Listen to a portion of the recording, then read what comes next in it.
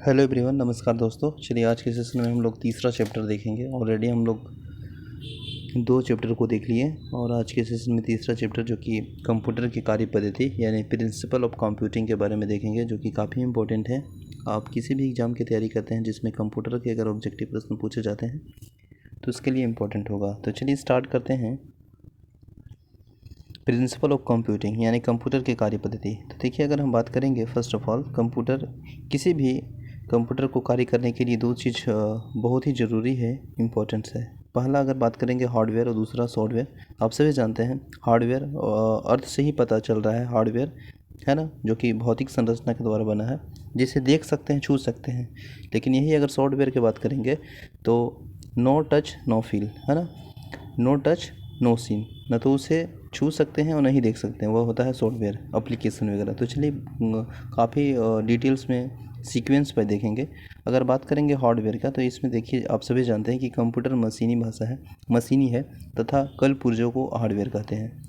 तो computer machine तथा कल पुर्जों को हार्डवेयर कहते हैं। हार्डवेयर कंप्यूटर की भौतिक संरचना है, कंस्ट्रक्शन है और वस्तु वे चीज़ें जिन्हें जिन्हें हम देख व छू सकते हैं, है ना। जैसे हार्डवेयर के अंतर्गत अगर बेसिकली देखा जाए तो आप सभी जानते हैं सिस्टम यूनिट हो गया, मॉनिटर हो गया, है ना, डेस्कटॉप हो गया, प्रिंटर हो गया, कीबोर्ड हो गया, माउस हो गया, memory device, hard disk, processor, ये सभी कहीं ना कहीं हार्डवेयर का एग्जाम्पल है, उदाहरण है। इसके बाद अगर सॉफ्टवेयर की बात करेंगे तो हार्डवेयर कोई भी कार्य स्वयं संपादित नहीं कर सकता है, बिल्कुल सही बात है। किसी भी कार्य को संपादन करने के लिए हार्डवेयर को निर्देश दिया जाता है, इंस्ट्रक्शन दिया जाता है ना, कि how to do, how to not do, है ना। तो यह कार्य सॉफ्टवेयर द्वारा किया जाता है और सॉफ्टवेयर प्रोग्रामों, नियमों और अनुदेशों का एक ग्रुप है, एक समूह है, जो कंप्यूटर सिस्टम के कार्यों को नियंत्रण करता है, कंट्रोल करता है तथा कंप्यूटर के विभिन्न हार्डवेयर के बीच समन्वय स्थापित करता है ना, एक दूसरे के बीच। और सॉफ्टवेयर एक निर्धारित करता है, डिफाइन करता है कि हार्डवेयर कब और कौन सा कार्य करेगा, है ना। सॉफ्टवेयर को हम देख या छू नहीं सकते हैं, बिल्कुल नो टच नो सीन, है ना। इस प्रकार अगर सॉफ्टवेयर अगर इंजन है ना, तो हार्डवेयर अगर इंजन है तो सॉफ्टवेयर कहीं ना कहीं ईंधन का रूप है ना। तो ये याद रखिएगा, यह स्टेटमेंट सही है, प्रश्न कभी कभी सीट में मिलेगा देखने को। अब वर्किंग प्रिंसिपल ऑफ कंप्यूटर की बात करेंगे यानी कंप्यूटर की कार्य प्रणाली। तो इसमें सबसे पहले देखेंगे कि कंप्यूटर कार्य प्रणाली के मोटे तौर पे 5 भागों में बांटा गया है। पहला आप सभी जानते हैं, आवश्यक अनुरूप अगर देखा जाए तो पहला इनपुट है, दूसरा आउटपुट है, इसके बाद प्रोसेसिंग है, इसके बाद स्टोरेज है और एक है कंट्रोल।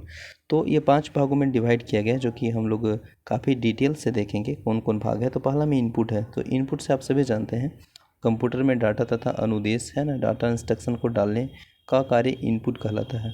इसे इनपुट यूनिट द्वारा संपन्न किया जाता है ना।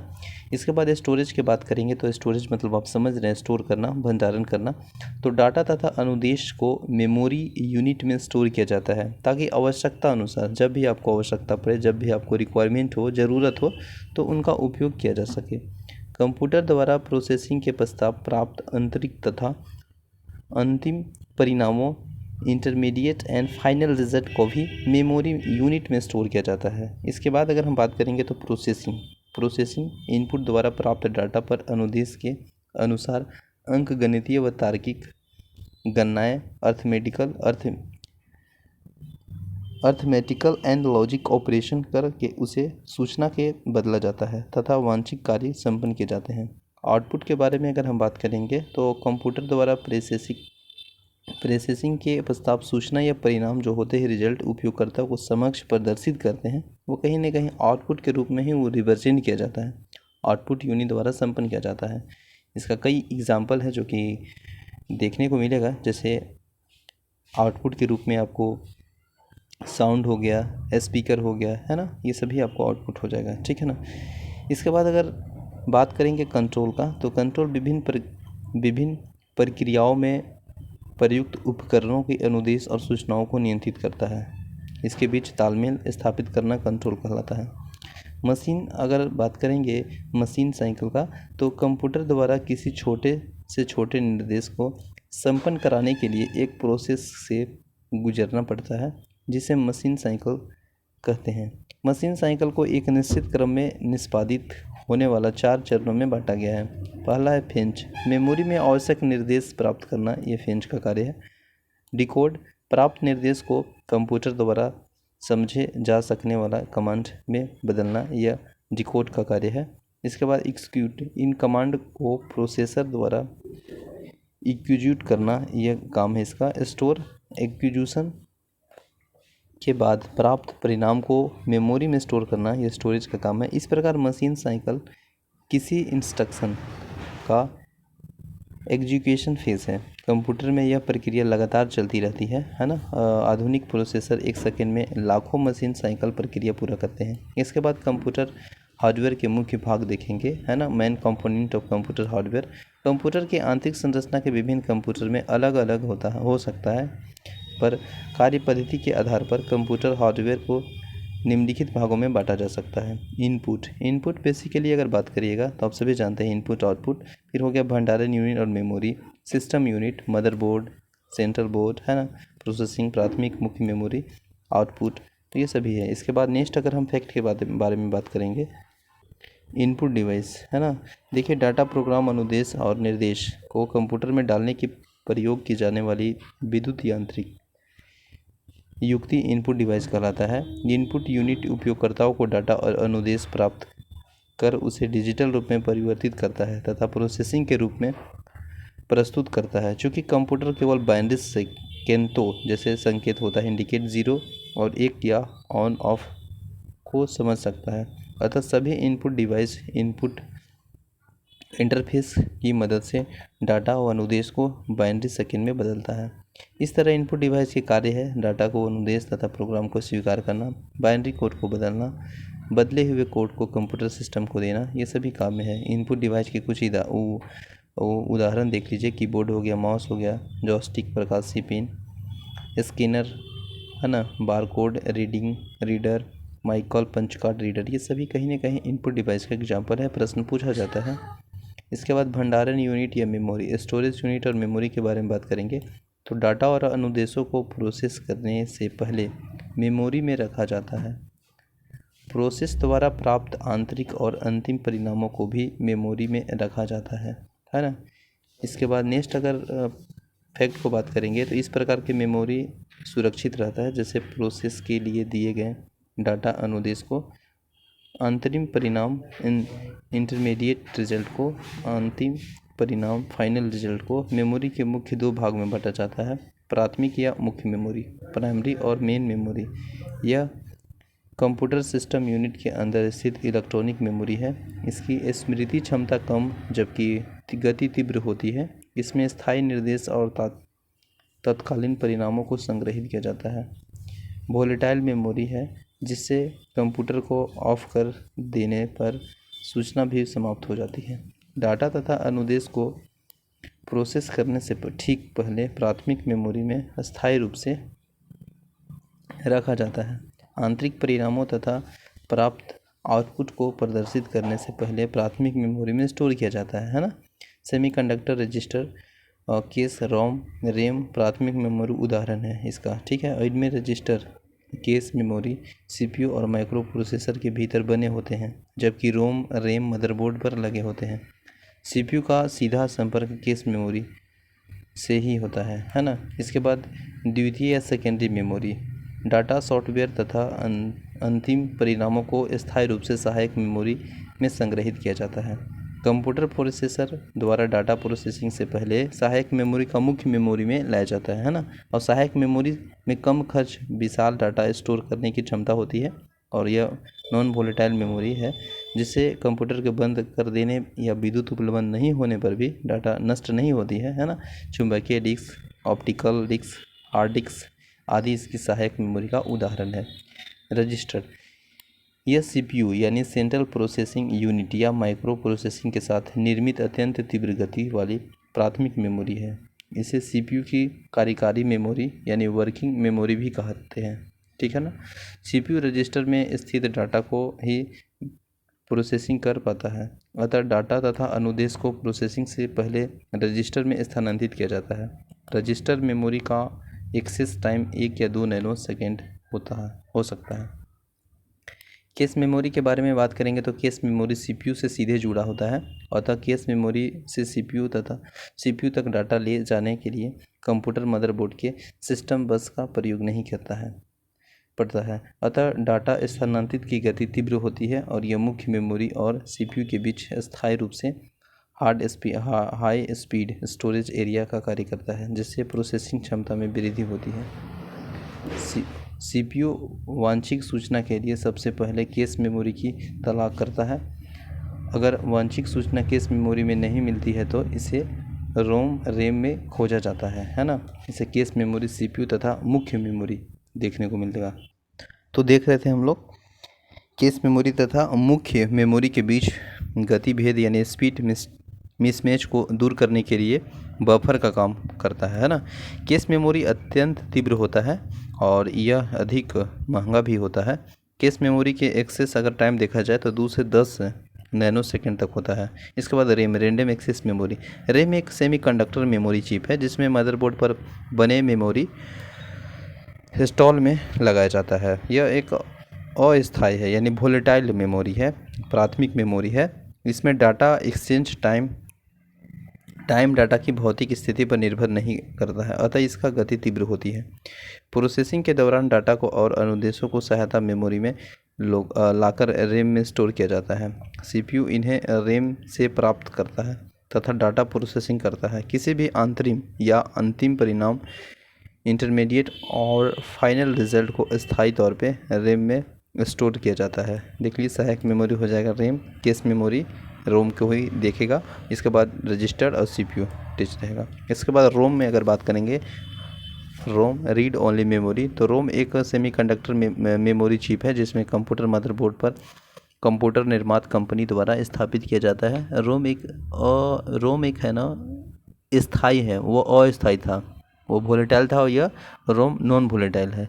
प्राथमिक मेमोरी है जिसमें संग्रहित डाटा न तो नष्ट होती है और न ही इसे बदला जा सकता है। रोम कंप्यूटर के स्टार्ट करने के लिए आवश्यक सॉफ्टवेयर स्टोर किया जाता है। इसके बाद CMOS chip complementary metal oxide semiconductor chip.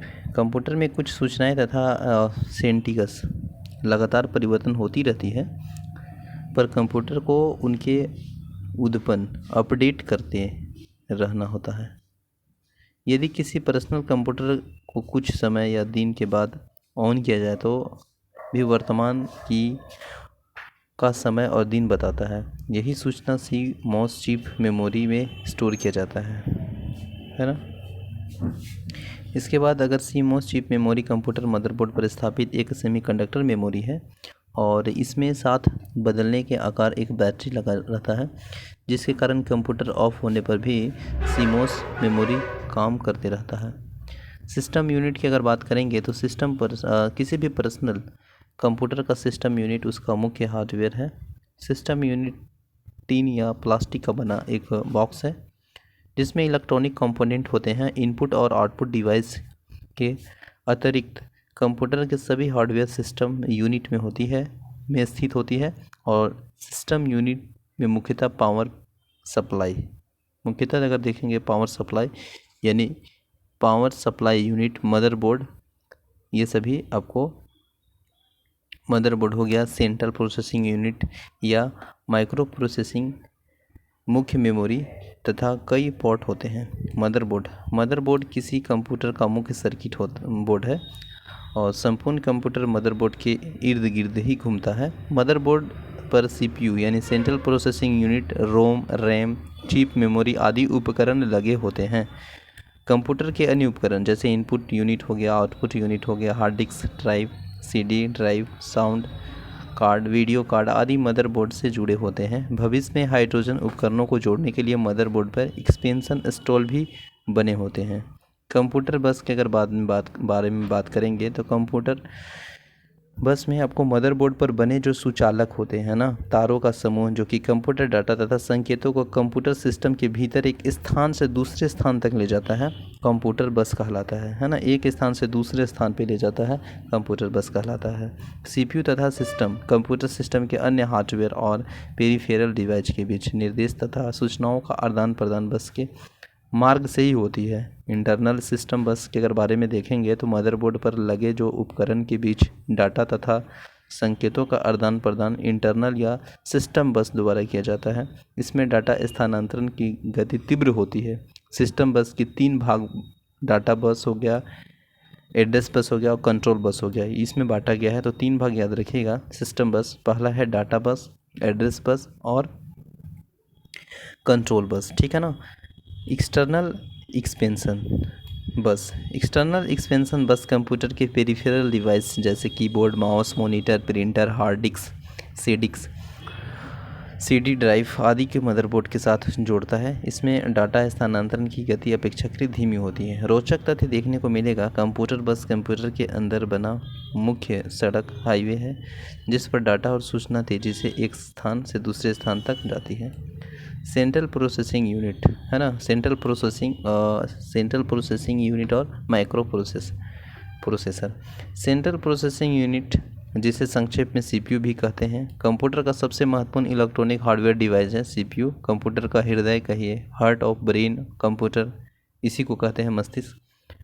यह कंप्यूटर के सभी कार्यों नियंत्रण, निर्देशित, समन्वय, कंट्रोल, सर्वाइस एंड कोऑर्डिनेट करता है। सीपीयू डाटा को निर्देशानुसार प्रोसेस कर अर्धपूर्ण सूचना में बदलता है तथा इनपुट का आउटपुट में रूपांतरण करता है, ठीक है ना। इसके बाद नेक्स्ट फैक्ट को देखेंगे।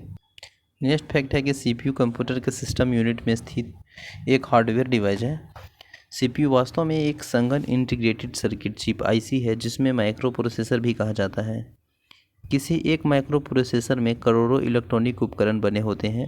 यह प्रोसेसर कंप्यूटर के मदरबोर्ड पर लगाया जाता है। सीपीयू स्टोर प्रोग्राम इंस्ट्रक्शन के आधार पर काम करता है। प्रोसेसिंग से पहले डाटा निर्देश को सीपीयू में बने रजिस्टर में अस्थायी तौर पर स्टोर किया जाता है। सीपीयू रजिस्टर में स्थित निर्देशों के अनुसार ही डाटा प्रोसेसिंग के लिए अंकगणितीय तथा तार्किक कार्रवाई करता है। डाटा प्रोसेसिंग के सभी कार्य सीपीयू द्वारा ही संपन्न किए जाते हैं। जैसे मैं मुख्य कार्य देखिएगा, विभिन्न प्रक्रियाओं को क्रम निर्धारित करना, कंप्यूटर के विभिन्न उपकरणों को नियंत्रण निर्देश करना, कंप्यूटर हार्डवेयर तथा सॉफ्टवेयर के बीच समन्वय स्थापित करना, इनपुट डाटा को निर्देशानुसार प्रोसेसिंग करना, ये सभी सीपीयू का आपका संपन्न कराई गई कार्य है।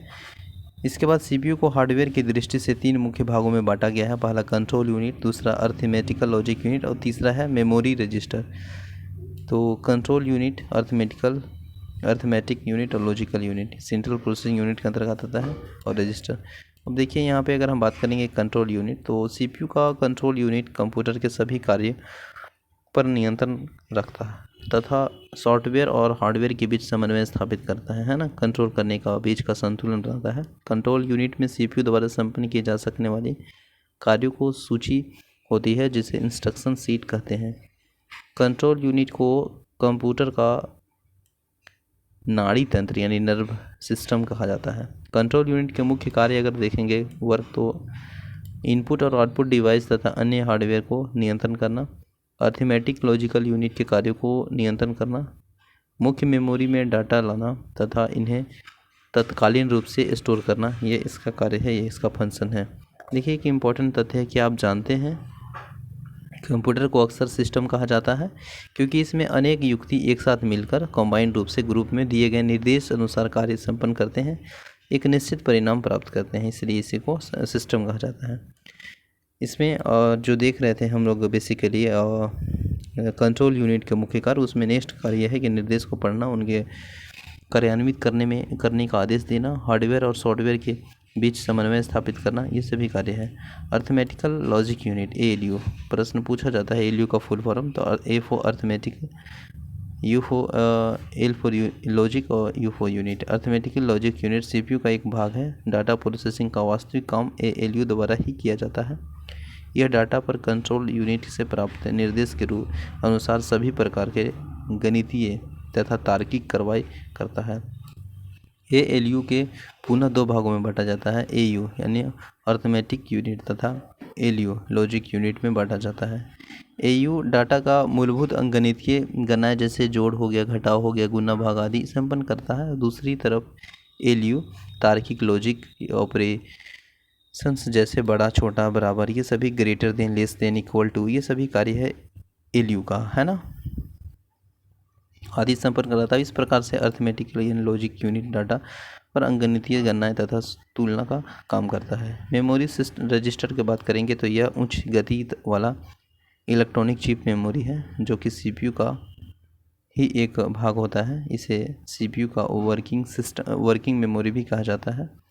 और सीपीयू वर्तमान में उपयोग कर रहे डाटा, प्रोग्राम, इंस्ट्रक्शन तथा अंतरिम परिणामों को रजिस्टर में भी स्टोर रखता है। BIOS basic input output system, यह प्रश्न पूछा गया है फुल फॉर्म। तो बायोस एक सॉफ्टवेयर प्रोग्राम है। इसे मदरबोर्ड निर्माता कंपनी द्वारा स्थायी रोम मेमोरी चिप स्टोर कर कंप्यूटर मदरबोर्ड पर स्थापित कर दिया है।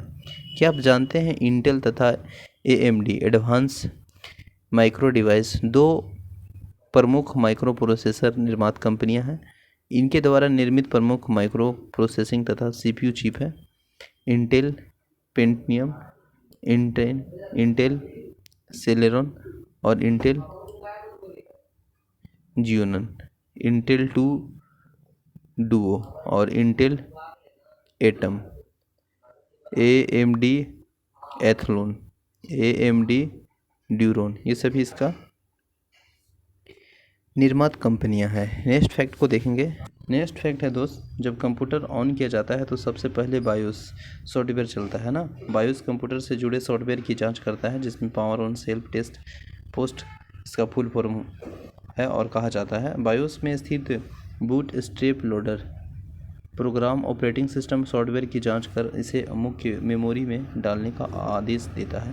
कंप्यूटर ऑन हेतु समय में डिलीट बटन दबाने पर बायोस सेट अप खुलता है, जहां हम दिए गए विकल्पों के अनुसार बायोस परिवर्तन कर सकते हैं।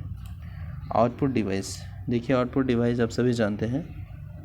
आउटपुट डिवाइस कंप्यूटर द्वारा प्रोसेसिंग के पश्चात प्राप्त अंतरिम तथा अंतिम परिणामों का उपयोगकर्ता तक पहुंचाने के लिए प्रयुक्त एक युक्ति है। यह कंप्यूटर को उपयोगकर्ता के साथ जोड़ता है तथा प्रोसेसर द्वारा प्राप्त परिणामों को उपयोगकर्ता के समझने योग्य स्वरूप को प्रदर्शित करता है। चूँकि प्रोसेसर से प्राप्त परिणाम बाइनरी संकेत 0 या 1 में होता है, अतः इन्हें आउटपुट इंटरफेस द्वारा सामान्यतः संकेतों में परिवर्तित किया जाता है। आउटपुट डिवाइस के कार्य अगर वर्क देखेंगे तो सीपीयू में परिणाम प्राप्त करना, आउटपुट के रूप में प्राप्त परिणामों को मानव द्वारा समझे जा सकने वाले संकेतों को बदलना, ठीक ना, परिणाम में परिवर्तित संकेतों के उपयोगकर्ता तक पहुंचाना। आउटपुट डिवाइस की एग्जांपल जैसे मॉनिटर हो गया, प्रिंटर हो गया, स्पीकर हो गया, screen, image, project, card reader, ये सभी आउटपुट का एग्जांपल है ना। सीपीयू की गति को प्रभावित करने वाले कारक, देखिए सीपीयू या माइक्रो प्रोसेसर की कार्य क्षमता को एक सेकंड में संपादित किए जा सकने वाले अनुदेशों की संख्या के आधार पर मापा जाता है। चूँकि सीपीयू एक सेकंड में लाखों अनुदेश संपादित करता है, अतः इसकी गति को MIPS यानी मिलियन इंस्ट्रक्शन पर सेकंड या BIPS बिलियन इंस्ट्रक्शन पर सेकंड में मापा जाता है। सीपीयू की गति को प्रभावित करने के कारक देखिए क्या है। सिस्टम क्लॉक, सीपीयू में डाटा प्रोसेस करने की गति कंप्यूटर के अंदर बने इलेक्ट्रॉनिक घंटी पर निर्भर करती है, जिसे सिस्टम क्लॉक कहा जाता है। सिस्टम क्लॉक एक टाइपिंग डिवाइस है जो कंप्यूटर के प्रोसेसिंग को सिंक्रोनाइज करने के लिए इलेक्ट्रॉनिक पल्स पैदा करता है, जिसे क्लॉक पल्स कहते हैं। डाटा प्रोसेसिंग के कार्य को अनेक छोटे व मूलभूत चरणों स्टेप में बांटा जाता है। एक चरण का कार्य समाप्त किए जाने के बाद दूसरा चरण आरंभ करने के लिए रजिस्टर क्लॉक पल्स का इंतजार करते हैं, है ना। इसके बाद क्लॉक पल्स यानी सिस्टम क्लॉक के द्वारा उत्पन्न किए जाते हैं ना। सिस्टम क्लॉक जितनी जल्दी फ्लो पल्स उत्पन्न करेगा। सीपीयू के डाटा प्रोसेसिंग की गति उतनी ही तीव्र होगी। अन्य मापदंड सामने होने पर 20 यानी 200 एमएच हर्ट्ज का क्लॉक 100 एमएच हर्ट्ज के क्लॉक की अपेक्षा दुगनी गति से काम करेगा। सिस्टम क्लॉक की गति 1 सेकंड में उत्पन्न क्लॉक पल्स की संख्या के आधार पर मापा जाता है। 1 सेकंड में उत्पन्न पल्स की संख्या को हर्ट्ज कहते हैं, है ना। सिस्टम क्लॉक गति की सामान्यता मेगा हर्ट्ज यानी 10⁻6 पल्स पर सेकेंड या गीगावाट 10⁻9 पल्स पर सेकेंड में निरूपित किया जाता है। 1 मेगा हर्ट्ज 1 मिलियन साइकिल प्रति सेकेंड के बराबर है, जबकि 1 गीगा हर्ट्ज 1 बिलियन साइकिल प्रति सेकेंड होता है। आजकल उपलब्ध कंप्यूटर में सिस्टम क्लॉक की गति 500 एमएच हर्ट्ज से 4 जीएच हर्ट्ज तक हो सकती है। रजिस्टर मेमोरी सीपीयू रजिस्टर में स्थित डाटा को ही प्रोसेस कर सकता है। सीपीयू में रजिस्टर की संख्या तथा आकार जितना अधिक होगा, सीपीयू के प्रोसेसिंग की गति भी उतनी ही तीव्र होगी। शब्दपरास बाइनरी अंकों यानी बीट की संख्या है जो कंप्यूटर एक बार से प्रोसेसिंग के लिए लेता है। शब्दपरास अधिक होने से कंप्यूटर गति बढ़ जाती है। शब्दपरास की लंबाई 8 हो गया, इसके बाद इसका डबल हो जाएगा 16, 32, 64 बीट तक हो सकता है ना। 64 बीट शब्दपरास का अर्थ है सीपीयू एक साथ 64 बीट डाटा प्रोसेस कर सकता है। केस मेमोरी सीपीयू से सीधे जुड़ा होता है, अतः इसके डाटा स्थानांतरण की गति तीव्र होती है। स्पष्ट केस मेमोरी का आकार बड़ा होने पर सीपीयू की गति तीव्र होती है। सिस्टम बस कंप्यूटर में बने सिस्टम बस की चौड़ाई यानी जो है सीपीयू की गति के प्रभावित करती है, और यह सिस्टम बस की चौड़ाई 32 बीट है तो इसका अर्थ है कि कंप्यूटर बस में 32 तार, और तात्पर्य यह है कि प्रोसेसर एक साथ 32 बीट डाटा आदान प्रदान कर सकता है। समानांतर गणना एक साथ कई निर्देश के क्रियान्वयन से सीपीयू की क्षमता का बेहतर उपयोग होता है, जिससे कंप्यूटर की गति बढ़ती है।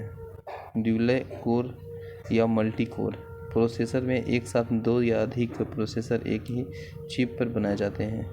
इसमें पैरेलल प्रोसेसिंग का प्रयोग होता है, जिसके कारण सीपीयू की कार्य क्षमता में वृद्धि होती है। सीपीयू और अन्य उपकरणों के बीच समन्वय अगर देखा जाए बिटवीन सीपीयू और पेरिफेरल, तो सामान्यतः सीपीयू तीव्र गणना करता है, अतः अन्य उपकरणों के धीमा होने से कंप्यूटर की धीमी प्रभावित होती है।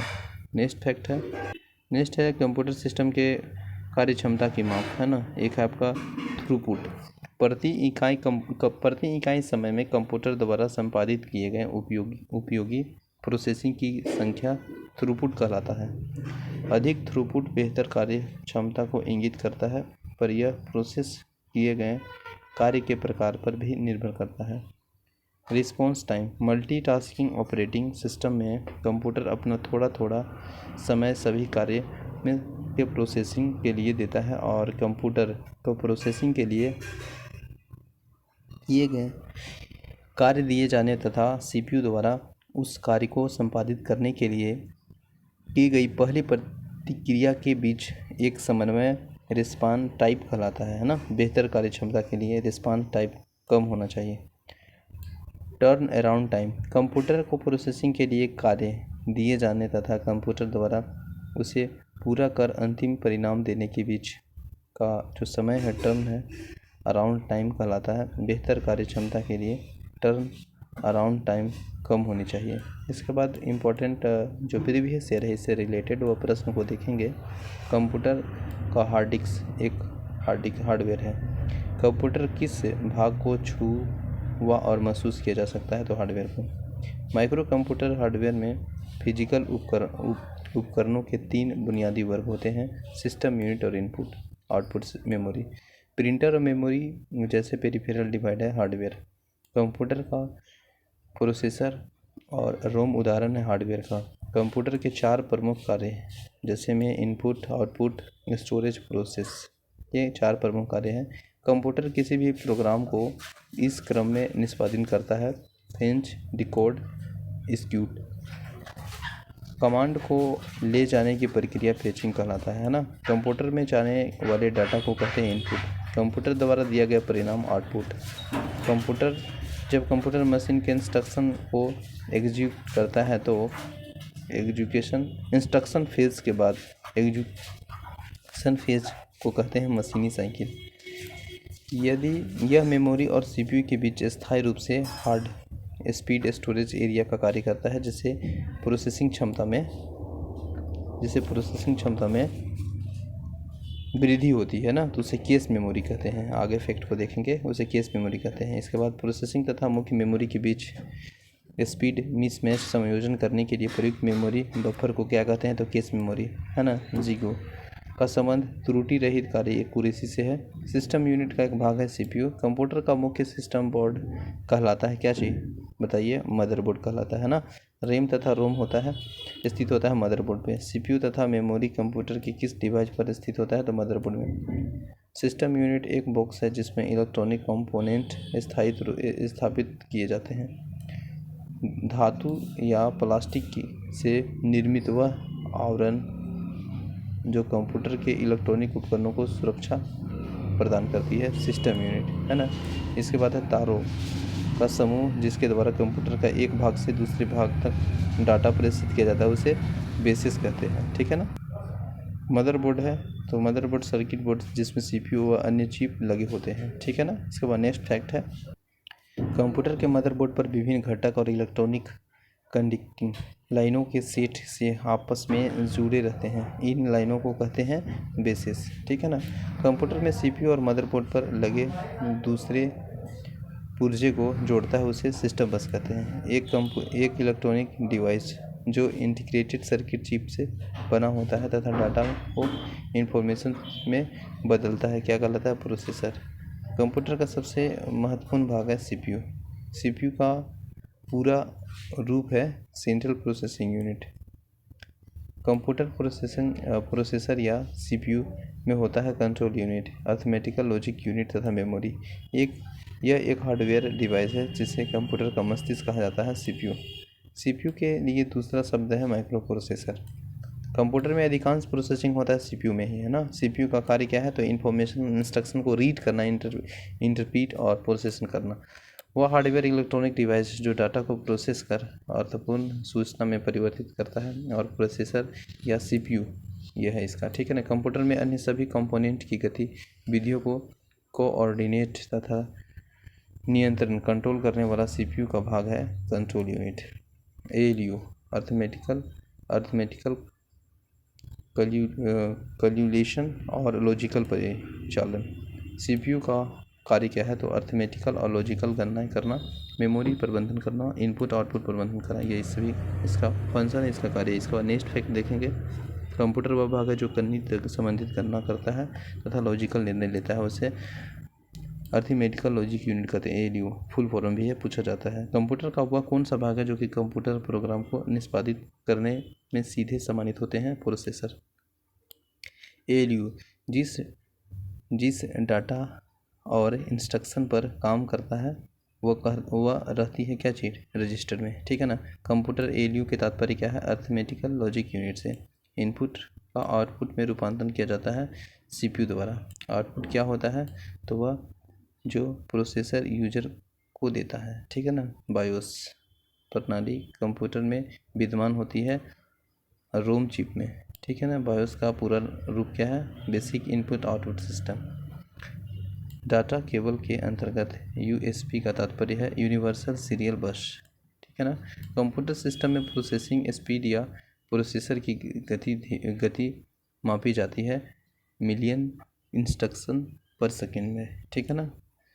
1 बिलियन साइकिल प्रति सेकेंड कहलाता है गीगाहर्ट्ज़। कंप्यूटर प्रोसेसर के क्लॉक दर या गति को मापते हैं मेगाहर्ट्ज़ या गीगाहर्ट्ज़ में। कंप्यूटर सिस्टम की घड़ी एक टाइपिंग डिवाइस है जो कि कंप्यूटर के ऑपरेशन और सिंक्रोनाइज करने के लिए इलेक्ट्रॉनिक पल्स पैदा करता है, ठीक है ना। नेक्स्ट फैक्ट देखेंगे और लास्ट है, इंपॉर्टेंट है, एमसीक्यू। ये देखिए पूछा हुआ है, सीपीयू की अर्थमेटिक एंड लॉजिक यूनिट में होता है रजिस्टर। सीपीयू तथा इनपुट आउटपुट यूनिट के बीच संकेतों को आदान प्रदान नियंत्रित करता है कंट्रोल यूनिट। प्रोसेसर के तीन मुख्य जो भाग है वो ALU है, CU है और register memory. Central processing unit CPU उदाहरण है हार्डवेयर का। इसके बाद नेक्स्ट है, जब प्रोसेसर उनका उपयोग कर रहा होता है तो प्रोग्राम और डाटा रखे जाते हैं मेन मेमोरी में। इसमें इलेक्ट्रॉनिक चिप होता है जो सिस्टम बोर्ड से जुड़ा होता है तथा प्रोसेस किए गए डाटा व सूचना को स्टोर करता है मेमोरी। गणना कैलकुलेशन तथा तुलना करने में कंपेयरिंग का कार्य करता है अर्थमेटिकल लॉजिक यूनिट। CPU का कार्य निष्पादन प्राय मापा जाता है MIPS में ना। इसके बाद ऑब्जेक्टिव प्रश्न देखिए, और कंप्यूटर के कार्य करने का सिद्धांत क्या चीज़ है, तो इनपुट आउटपुट प्रोसेस सभी, ऑप्शन नंबर डी। नेक्स्ट है, सेंट्रल प्रोसेसिंग मुख्य घटक क्या चीज़ है, तो इसका है control unit, primary memory, arithmetic logic unit, option number D सभी। कंप्यूटर का मस्तिष्क किसे कहते हैं, तो आप सभी जानते हैं CPU को, ऑप्शन नंबर सी। CPU का कार्य क्या है, तो CPU का कार्य है इनपुट आउटपुट डिवाइस को नियंत्रण करना, साथ ही साथ तत्कालीन रूप से स्टोर करना, निर्देश को पढ़ना, आदेश देना, ये सभी कार्य, ऑप्शन नंबर डी। नेक्स्ट प्रश्न है और इम्पोर्टेंट है, पूछा हुआ UPPCS में, निम्नलिखित में से कौन सा उत्पादन पेंटियम ब्रांड नाम से बेचा जाता है, तो वह macro processor, option number D. Next है ALU का फुल फॉर्म पूछा जा रहा है, तो आप सभी जानते हैं arithmetical logic unit, option number B, है ना। नेक्स्ट प्रश्न है, कंप्यूटर में जाने वाला डाटा क्या कहलाता है, तो इनपुट कहलाता है। अब आने वाला डाटा को क्या कहते हैं, आउटपुट कहते हैं, ठीक है ना। नेक्स्ट प्रश्न है, CPU का कौन सा भाग आजकल आकलन करता है और निर्णय लेता है, तो वह कौन भाग करता है, arithmetical logic unit, option number A. Next है, एक इलेक्ट्रॉनिक डिवाइस जो डाटा को इन्फॉर्मेशन में बदलते हुए प्रोसेस करता है, क्या कहलाता है, तो वह प्रोसेसर कहलाता है। डाटा को प्रोसेसर करने का कार्य प्रोसेसर कार्य और कंप्यूटर के CPU अवस्थित होता है। कंप्यूटर का सबसे महत्वपूर्ण भाग कौन है, तो वह CPU है, ऑप्शन नंबर ए। ALU का पूरा नाम, तो आप सभी जानते हैं central processing unit, option number C. Next है, CPU का वह भाग जो कंप्यूटर के अन्य सभी उपकरणों की गतिविधियों को समन्वय यानी कोऑर्डिनेट तथा कंट्रोल करता है, क्या कहलाता है ना। तो क्या कहलाता है बताइए, वह कहलाता है आपको control unit, option number C, है ना। सी इज राइट आंसर हो जाएगा, कंट्रोल यूनिट। नेक्स्ट प्रश्न है और 11, 12, 13 देखिएगा, यहाँ पे प्रश्न पूछा जा रहा है, बैंक में प्रश्न पूछा गया है LD में। और CPU का मुख्य कार्य बताइए, तो CPU का मुख्य कार्य बताइए, प्रोग्राम अनुदेश को अमल करना और डाटा जानकारी भावी प्रयोग हेतु स्टोर करना और डाटा और जानकारी प्रेस करना, तो ऑप्शन नंबर ए और सी राइट आंसर हो जाएगा, ठीक है ना। तो इसमें डी राइट आंसर हो जाएगा। नेक्स्ट है, कंप्यूटर के सभी तार्किक यानी लॉजिक और अंकगणितीय परिकलन अर्थमेटिकल कैलकुलेटर किए जाते हैं, तो यह सेंट्रल प्रोसेसिंग यूनिट के द्वारा, ऑप्शन नंबर सी, ठीक है ना। नेक्स्ट है, बुनियादी कंप्यूटर प्रोसेसिंग चक्र में शामिल है, तो बुनियादी कंप्यूटर प्रोसेसिंग चक्र में शामिल है वह इनपुट प्रोसेसिंग और output, option number A. Next है, मदरबोर्ड पर CPU तथा मदरबोर्ड पर लगे दूसरे पुर्जे को जोड़ता है, ठीक है ना। तो यह आपको जोड़ता है सिस्टम बस, ऑप्शन नंबर बी। नेक्स्ट है, मदरबोर्ड है, तो मदरबोर्ड एक प्रकार का क्या चीज़ है बताइए, सर्किट बोर्ड है जिसमें CPU और अन्य चिप लगे होते हैं, तो option number D right answer हो जाएगा। कंप्यूटर सिस्टम की घड़ी, तो कंप्यूटर सिस्टम की जो घड़ी है वह एक टाइपिंग डिवाइस है ना। देखिए ऑप्शन नंबर नेक्स्ट में देखने को मिलेगा, एक टाइपिंग डिवाइस है जो कि कंप्यूटर के ऑपरेशन को सिंक्रोनाइज करने के लिए इलेक्ट्रॉनिक पल्स पैदा करता है, ठीक है ना। इसके बाद नेक्स्ट प्रश्न है, कंप्यूटर घड़ी यानी सिस्टम क्लॉक के स्पीड की गणना की जाती है, तो यह किया जाता है मेगाहर्ट्ज में, ऑप्शन नंबर सी। प्रश्न है, कंप्यूटर और मदर बोर्ड पर विभिन्न घटक इलेक्ट्रॉनिकल कंडक्टिंग लाइनों के सेट से आपस में जुड़े रहते हैं, इन लाइनों को कहते हैं, तो इन लाइनों को क्या कहते हैं बताइए, इन लाइनों को कनेक्टर्स कहते हैं, ऑप्शन नंबर सी। नेक्स्ट है, BIOS का फुल फॉर्म, तो इसका फुल फॉर्म क्या होता है, बेसिक इनपुट आउटपुट सिस्टम, तो ऑप्शन नंबर देखिए क्या में दिया है, 3 में दिया है, तो सी इज राइट आंसर हो जाएगा, रोम। तो रोम को कहते हैं क्या चीज़ बताइए, रोम को क्या कहते हैं, read only memory, option number C. Next है, कंप्यूटर प्रणाली के आधार पर कौन सी संख्या प्रणाली है, तो कौन संख्या प्रणाली है बताइए, तो यह है द्विपद्धति यानी बाइनरी सिस्टम, तो option number D right answer हो जाएगा। आई होप सेशन अच्छा लगा होगा दोस्तों, तो आप लाइक करिएगा, चैनल में रहे तो सब्सक्राइब करिएगा। आप सभी का स्वागत, लास्ट सेशन तक बने रहने के लिए। मिलते हैं नेक्स्ट वीडियो में, तब तक के लिए बने रहें। जय हिंद।